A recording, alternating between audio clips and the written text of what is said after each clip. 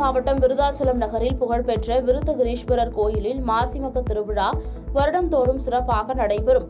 அதன்படி இந்த ஆண்டிற்கான திருவிழா கடந்த மாதம் 22ஆம் தேதி காப்பு கட்டுதலுடன் தொடங்கியது.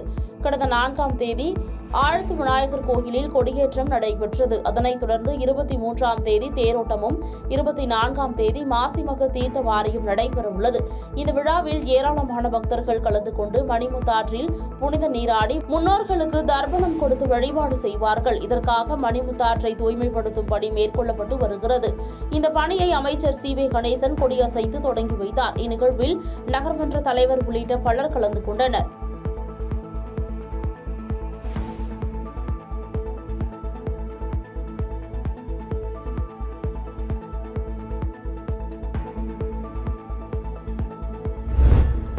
சென்னை தண்டையார்பேட்டை ஆர்.கே. நகர் சட்டமன்ற உறுப்பினர் தொகுதி மேம்பாட்டு நிதியிலிருந்து ரூபாய் 7 லட்சம் மதிப்பீட்டில் தண்டையார்பேட்டை சேனியம்மன் கோயில் தெரு பகுதியில் உள்ள தமிழ்நாடு நகர்ப்புற வாழிட மேம்பாட்டு வாரியம் சார்பில் சுற்றுச்சுவர் அமைக்கும் பணிக்கான அடிக்கல் நாட்டு விழா நடைபெற்றது. இந்நிகழ்ச்சியில் ஆர்.கே. நகர் சட்டமன்ற உறுப்பினர் ஜே. எபினேசர் கலந்து கொண்டு சுற்றுச்சுவர் அமைக்கும் பணிக்காக அடிக்கல் நாட்டி பணியினை துவக்கி வைத்து பொதுமக்களுக்கு இனிப்புகளை வழங்கினார்.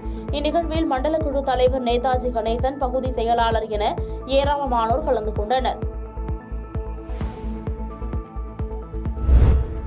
மதுரை மாவட்டம் உசிலம்பட்டி அருகே தொட்டப்பநாயக்கனூர் கிராமத்தில் ஜக்கம்மாள் கோயில் கும்பாபிஷேகம் திருவிழாவில் ஜல்லிக்கட்டு போட்டி நடைபெற்றது. இதில் 681 மாடுகளும் 400க்கும் மேற்பட்ட மாடுபிடி வீரர்களும் கலந்து கொண்டனர். இந்த போட்டியை ஆர்.டி.ஓ. ரவிச்சந்திரன், தாசில்தார் சுரேஷ் ஆகியோர் துவக்கி வைத்தனர். மேலும் தொட்டப்பநாயக்கனூர் ஜமீன்தார் கே.எஸ். பாண்டியார், ஜல்லிக்கட்டு பேரவையின் தலைவர் ராஜசேகர் உள்ளிட்ட கோயில் நிர்வாகிகள் கலந்து கொண்டனர். இந்த போட்டியில் மதுரை மாவட்டம் மட்டுமின்றி பல்வேறு மாவட்டங்களில் இருந்தும் கலந்து கொண்டு பரிசுகளை பெற்றனர். உசிலம்பட்டி எஸ்.பி. நல்லு தலைமையில் போலீசார் பாதுகாப்பு பணியில் ஈடுபட்டுள்ளனர்.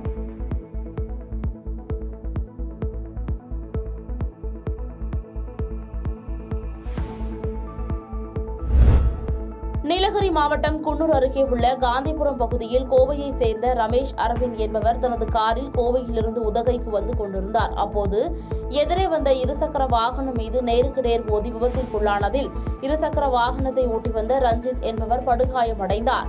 மேலும் அவரது வலது காலில் எலும்பு முறிவு ஏற்பட்டுள்ளதாக கூறப்படுகிறது.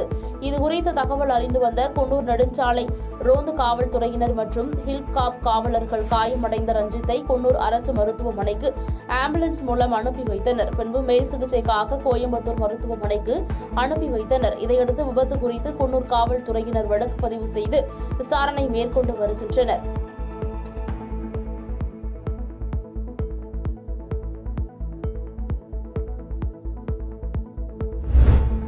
திருவண்ணாமலை மாவட்டம் செங்கத்திலிருந்து போலூர் செல்லும் சாலையில் நாடாளுமன்ற உறுப்பினர் நிதியிலிருந்து கடந்த ஆண்டு பெங்களூர் மற்றும் போலூர் செல்லும் சாலைகளில் மின் கம்பங்கள் அமைக்கப்பட்டு தற்போது பயன்பாட்டில் உள்ளது. இந்நிலையில் போலூர் சாலை பஜாஜ் வீதியில் உள்ள கடைகள் சாலை வரை ஆக்கிரமிப்பு செய்துள்ளதால் கடைகளுக்குள் செல்பவர்கள் தங்களது இருசக்கர வாகனங்களை சாலையில் நிறுத்திவிட்டு செல்லும் நிலை ஏற்பட்டுள்ளது. மேலும் அவ்வழியாக கனரக வாகனங்களில் கரும்பு நெல் மூட்டைகள் வைக்கோல் ஏற்றி செல்லும் போது மின் கம்பத்தில் உரசி மின் கம்பங்கள் சாலையில் சாய்ந்துள்ளது. இதனால் அவ்வழியாக செல்பவர்களின் உயிருக்கு ஆபத்து ஏற்படும் நிலை உள்ளதால் மாவட்ட நிர்வாகம் இதுகுறித்து உடனடியாக நடவடிக்கை எடுத்து ஆக்கிரமிப்புகளை அகற்ற வேண்டுமென கோரிக்கை வைத்துள்ளனர்.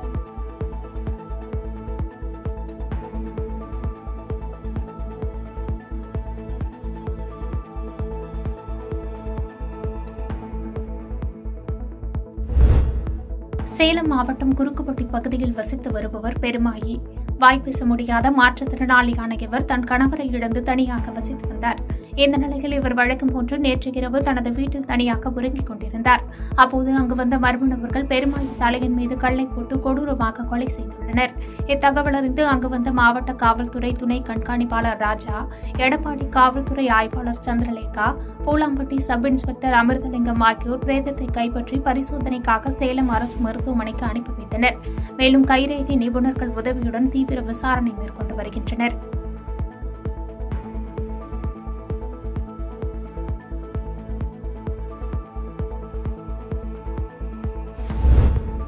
சிவகங்கை மாவட்டம் பாகனேரியிலிருந்து சொக்கநாதபுரம் வழியாக நேற்று நள்ளிரவு 5 பேர் காரில் சென்றுள்ளனர். அந்த காரானது சொக்கநாதபுரம் வளைவில் திரும்பிய போது அங்கிருந்த வீட்டின் முகப்பு படிக்கட்டு மற்றும் இருசக்கர வாகனத்தின் மீது அடுத்தடுத்து மோதியது. இதனால் பலத்த சத்தம் கேட்டு அங்கு கூடிய பொதுமக்களை காரில் இருந்த 5 பேரும் மதுபோதையில் அறிவாளை காட்டி மிரட்டியுள்ளனர். மேலும் மக்கள் அதிகம் கூடுவதை அறிந்த போதை நபர்கள் காரை அங்கேயே நிறுத்திவிட்டு தப்பியோடியுள்ளனர்.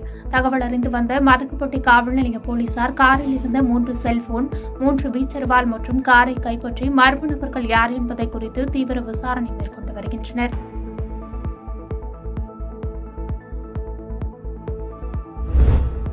திருப்பத்தூர் அடுத்த நாற்றம்பள்ளி பேருந்து நிலையத்திலிருந்து அரசு மேல்நிலைப்பள்ளி வரை வாணியம்பாடி தனியார் கல்லூரி மாணவிகள் போதை விழிப்புணர்வு பேரணி நடத்தினர். இந்த பேரணியில் ஏஎஸ்பி அசுமி, மாவட்ட ஊராட்சி குழு தலைவர் சூரியகுமார், வாணியம்பாடி துணை கண்காணிப்பாளர் விஜயகுமார், ஆய்வாளர் பழனி, பேரூராட்சி 14வது வார்டு உறுப்பினர் குருசேவ் ஆகியோர் கலந்து கொண்டனர். மேலும் இதில் வாணியம்பாடி தனியார் கல்லூரி மாணவிகள், தேசிய மாணவர் படையை சேர்ந்த பெண்கள் உட்பட சுமார் 150க்கும் மேற்பட்டோர் கலந்து கொண்டு போதைப் பொருட்களால் பல்வேறு தீங்கு நடைபெறுவதாக கூறி கோஷங்கள் எழுப்பி முக்கிய வீதிகள் வழியாக ஊர்வலமாக சென்று விழிப்புணர்வு ஏற்படுத்தினர்.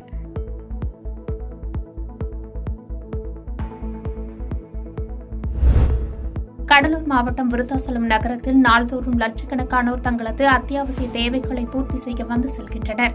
இந்நிலையில் நகரம் முழுவதும் உள்ள பெரும்பாலான உணவகங்களில் உணவுப் பொருட்களை கூடுதல் விலைக்கு விற்பனை செய்வதாக மலர்தாசன் என்பவர் சார் ஆட்சியரிடம் புகார் மனு அளித்தார். அந்த புகார் மனுவில் விருத்தாசலம் நகரத்தில் செயல்பட்டு வரும் உணவகங்களில் விலைப்பட்டியல் வைக்கப்படவில்லை எனவும், ஒரு ஊத்தாப்பம் 90 ரூபாய்க்கும், லெமன் சாதம் 85 ரூபாய்க்கும் விற்பனை செய்வதாகவும், இதனால் நடுத்தர மக்கள் உணவகங்களில் உணவு அருந்துவிட்டு பணம் கொடுக்கும் போது பிரச்சினைகள் அடிக்கடி வருவதாக தெரிவித்தார். மேலும் இதனால் அனைத்து தரப்பு மக்களும் பாதிக்கப்படுவதால் இது தொடர்பாக உரிய நடவடிக்கை எடுக்க வேண்டும் என்று வேண்டுகோள் விடுத்தார்.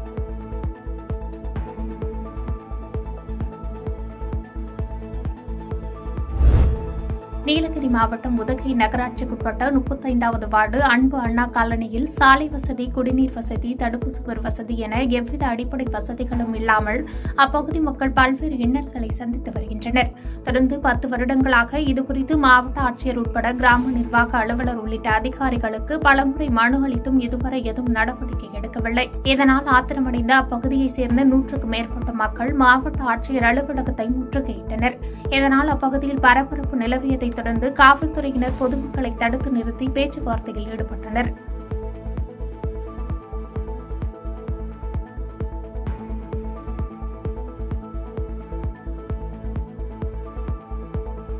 பாதகம் செய்பவரை கண்டால் நாம் பயங்கொள்ளலாகாது பாப்பா, மோதி மிதித்து விடு பாப்பா, அவர் முகத்தில் உமிழ்ந்து விடு பாப்பா. அண்மை செய்திகளை உடனுக்குடன் தெரிந்து கொள்ள இணைந்திருங்கள் இயம்நாடு தொலைக்காட்சியுடன்.